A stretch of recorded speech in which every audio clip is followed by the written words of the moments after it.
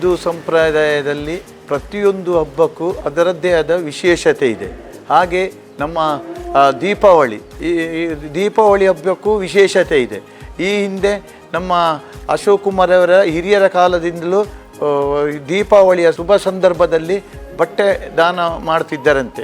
ಹಾಗೆ ಅದನ್ನು ಮುಂದರಿಸುವಂಥ ಕೆಲಸವನ್ನು ಶ್ರೀಯುತ ನಮ್ಮ ಶಾಸಕರಾದ ಅಶೋಕ್ ಕುಮಾರ್ ಅವರು ಮಾಡಿದರು. ಸುಮಾರು 13 ವರ್ಷದಿಂದ ಅವರು ಈ ವಸ್ತ್ರದಾನ ಮಾಡುವಂಥ ಕೆಲಸವನ್ನು ಮಾಡುತ್ತಿದ್ದಾರೆ. ಮೊದಲು ಅದು 2,000 ಜನಕ್ಕೆ ಮಾಡ್ತಿದ್ದರು, ಮತ್ತು 10,000 ಜನ ಆಯಿತು, ಮತ್ತು 50,000 ಜನ, ಹೀಗೆ ಕಳೆದ ಸಲ 75,000 ಜನಕ್ಕೆ ವಸ್ತ್ರ ವಿತರಣಾ ಕಾರ್ಯಕ್ರಮವನ್ನು ಹಮ್ಮಿಕೊಂಡಿದ್ದಾರೆ. ಈ ಸಲ 1,00,000 ಜನಕ್ಕೆ ವಸ್ತ್ರ ವಿತರಣೆ ಮಾಡುವ ಕಾರ್ಯಕ್ರಮವನ್ನು ನಮ್ಮ ಜೂನಿಯರ್ ಕಾಲೇಜಿನ ಗ್ರೌಂಡಿನಲ್ಲಿ 20 ತಾರೀಕಿನಂದು ಈ ಕಾರ್ಯಕ್ರಮವು ನಡೆಯಲಿದೆ.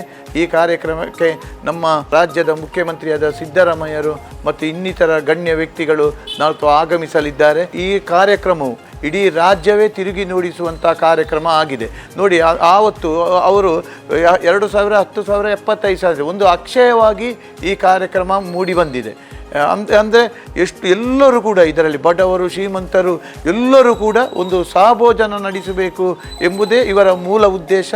ಈ ಕಾರ್ಯಕ್ರಮಕ್ಕೆ 20 ತಾರೀಕಿನಂದು ಬೆಳಿಗ್ಗೆ ಅವರ ಇಷ್ಟ ದೇವರುಗಳಿಗೆ ಮಹಿಷಮರ್ದಿನಿ ಮಹಾಲಿಂಗೇಶ್ವರ ದೇವರಿಗೆಲ್ಲ ಪ್ರಾರ್ಥನೆ ಮಾಡಿ ನಂತರ ಗಣಪತಿ ಹೋಮ ಸ್ಥಳದಲ್ಲಿ ಆಗಿ ಈ ಕಾರ್ಯಕ್ರಮವು 4 ಪ್ರಾರಂಭವಾಗ್ತದೆ. ಈ ಕಾರ್ಯಕ್ರಮವು ಬಹಳ ಅಚ್ಚುಕಟ್ಟು ವ್ಯವಸ್ಥಿತ ರೂಪದಲ್ಲಿ ಈ ಕಾರ್ಯಕ್ರಮ 4 ಸಾಗಲಿಕ್ಕುಂಟು. ಸುಮಾರು 1,000ಕ್ಕಿಂತಲೂ ಹೆಚ್ಚು ಕಾರ್ಯಕರ್ತರು ಇದರಲ್ಲಿ ಪಾಲ್ಗೊಳ್ಳುತ್ತಾರೆ. ಸಾಧಾರಣ 1,00,000ಕ್ಕಿಂತ ಹೆಚ್ಚು ಜನ ಸೇರುವ ನಿರೀಕ್ಷೆಯಲ್ಲಿ ನಾವಿದ್ದೇವೆ. ಸಹಭೋಜನ ಮತ್ತು 3 ಗಂಟೆಯಿಂದ ದೋಸೆ ವ್ಯವಸ್ಥೆ, ಏಕಕಾಲದಲ್ಲಿ 35 ಕಡೆ ದೋಸೆ ಇರೋದು, ದೋಸೆ ಕೊಡುವಂಥ ವ್ಯವಸ್ಥೆ, ಗಿಫ್ಟು, ಇಂಥ ಗೂಡುದೀಪ ಸ್ಪರ್ಧೆ, ಇಂಥ ಹಲವಾರು ಕಾರ್ಯಕ್ರಮಗಳು ಅಲ್ಲಿ ನಡೆಯಲಿದೆ.